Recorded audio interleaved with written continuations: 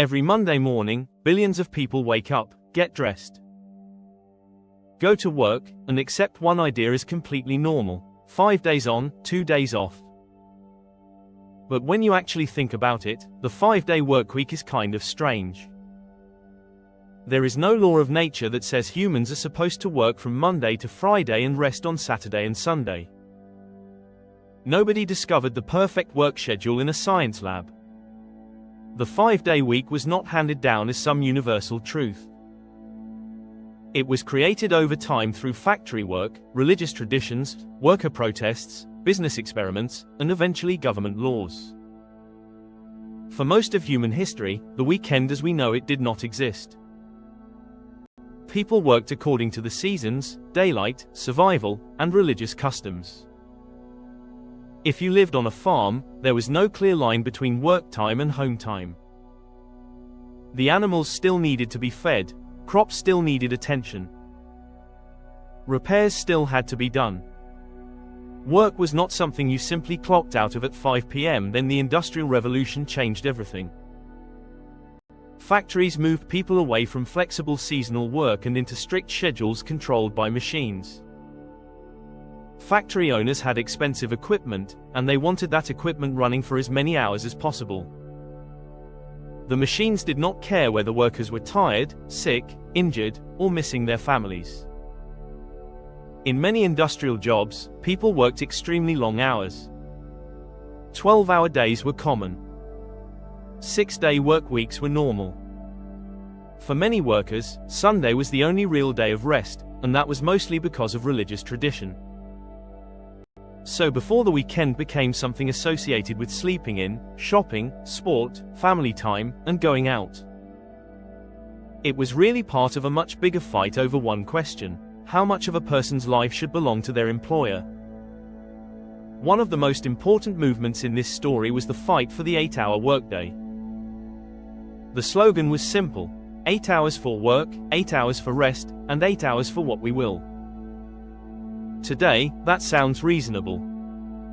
At the time, it was seen as radical. Business owners argued that shorter hours would hurt productivity, increase costs, and make companies less competitive. Workers argued that people were not machines. If you pushed someone too hard for too long, you did not get better work.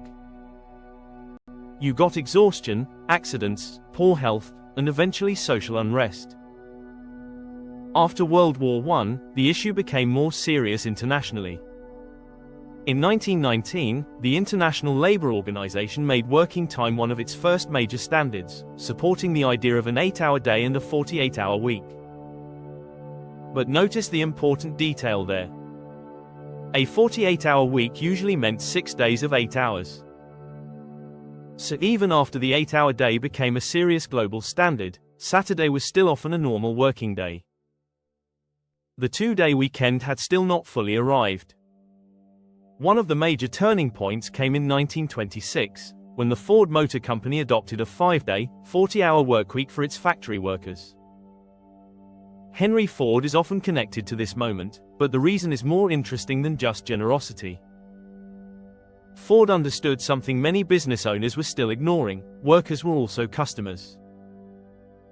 If people had no free time, they had less time to spend money. They could not travel, shop, go out, enjoy entertainment, or buy the products being created by the growing consumer economy. Ford believed leisure time was not wasted time. In a modern economy, leisure could help drive spending. There was also a productivity argument. A worker who was rested could often do better work in fewer hours than a worker who was exhausted across longer hours. Ford helped prove that shorter working hours did not automatically destroy productivity. In some cases, they could improve it. That was a major shift because the 5-day week was not only a worker rights idea. It became a business idea as well. It suggested that companies might be able to reduce hours, keep output strong, and create more loyal, productive workers. Over time, the idea spread. But it did not become normal everywhere overnight. There was still a long battle between employers, unions, workers, and governments. In the United States, the Fair Labor Standards Act of 1938 became a landmark law. It introduced federal rules around minimum wage, child labor, and working hours for covered workers. At first, the law did not instantly create the exact modern 40-hour week for everyone.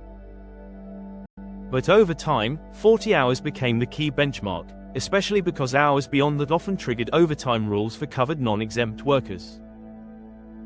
That detail matters because the law did not simply say nobody could ever work more than 40 hours.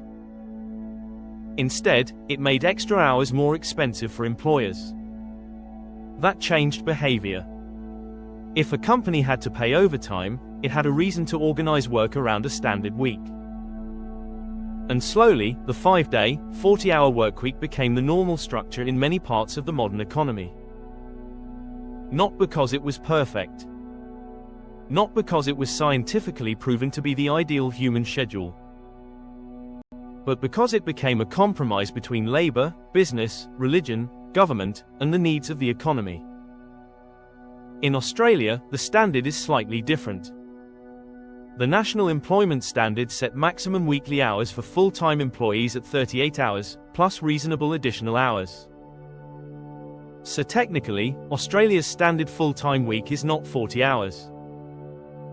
It is 38. But this is where real life gets messy. Plenty of people still work more than that.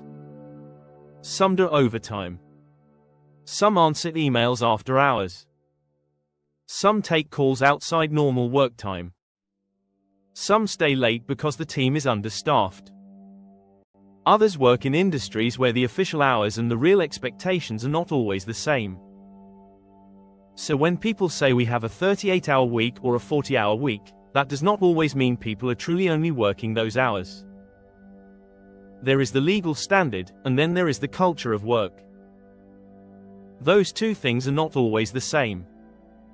The reason Monday to Friday became so common is partly religion, partly business, and partly habit. In many Christian majority countries, Sunday was traditionally a day of worship and rest. As working hours were reduced, Saturday gradually became the second day off in many places.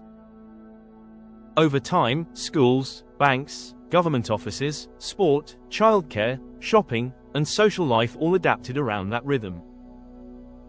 But not every country follows the exact same pattern. In some places, the weekend is Friday and Saturday. In others, the structure of the workweek is shaped by religion, local laws, and business culture. That proves the Monday to Friday workweek is not universal. It is a social system. And once a social system becomes normal, it starts to feel natural. We build our lives around it. Schools follow it. Families plan around it. Businesses expect it. Public services operate around it. Eventually, the workweek becomes more than just a work schedule. It becomes the rhythm of society. But the problem is that the 5-day workweek was built for a very different world. It made sense in a factory economy. You showed up. You clocked in. You worked on site. You clocked out. When you left the factory, the work mostly stayed there. Modern work is different. A lot of people no longer leave work at work. Emails follow them home. Messages arrive after hours. Remote work has blurred the line between personal time and work time. A person can be sitting on the couch with their family and still mentally be at work because their phone keeps buzzing. This is why the debate has changed. The question is no longer only about how many hours people are officially working. The bigger question is how much space work takes up in someone's life. Two people might both be scheduled for 38 or 40 hours a week, but their experience can be completely different. One person finishes work, switches off, and genuinely gets their evening back. Another person closes their laptop but keeps checking messages, thinking about deadlines, answering emails at night, and catching up on tasks over the weekend. On paper, they may work the same hours. In reality, one person has much less freedom. That is one reason the 4-day workweek has become such a big topic. The strongest version of the idea is not about squeezing 40 hours into 4 longer, more exhausting days. It is about reducing the number of working hours while trying to keep pay and output the same. In simple terms, the idea is this: 4 days of work, same pay, fewer hours, and the same or better results. Some trials have shown promising results. Companies that tested shorter weeks often reported lower burnout, less stress, fewer sick days, and better staff retention. In some cases, revenue stayed stable, and workers were able to get the same amount done in less time. Because they cut out unnecessary meetings, reduced distractions, and focused more carefully on important work. But the 4-day week is not magic, and it will not work the same way everywhere. A software company, hospital, school, restaurant, construction company, call center, and retail business all have different problems. Some workplaces can reduce meetings and improve focus. Others need physical coverage across certain hours. Some industries would need more staff to make it work properly. Still, the 4-day week challenge is one of the oldest assumptions in work, that more hours automatically means more productivity. That is not always true. Sometimes longer hours produce more output. But sometimes they produce tired workers, slower decisions, more mistakes, and lower motivation. In many modern workplaces, the real issue is not that people are working too little. It is that too much of the workweek is wasted on bad meetings, unclear priorities, constant interruptions, and pretending to be busy. The 5-day workweek feels permanent because most of us were born into it. We grew up with school from Monday to Friday, adults working Monday to Friday, and weekends being treated as the reward at the end of the week. But history shows this system is not permanent at all. There was a time when the 6-day week was normal. There was a time when the 8-hour day seemed unrealistic. There was a time when business owners argued that shorter hours would ruin companies. And yet, work changed. It did not change overnight. It did not change easily. And it did not change equally for everyone. But it changed because society changed. Technology changed. Productivity changed. Workers demanded better conditions. Businesses adapted. Laws followed. So maybe the real story of the 5-day workweek is not that it was the perfect system. Maybe the real story is that it was once a major improvement, but not necessarily the final answer. The weekend was not discovered. It was designed. The workweek was not natural. It was negotiated. And if the way we work was created by people, then it can also be redesigned by people. So the next time Monday morning feels strangely unnatural, maybe it is not just laziness. Maybe it is because the workweek itself was never a natural law. It was a system built for a certain time, a certain economy, and a certain version of life. The real question is whether that system still fits the world we live in now.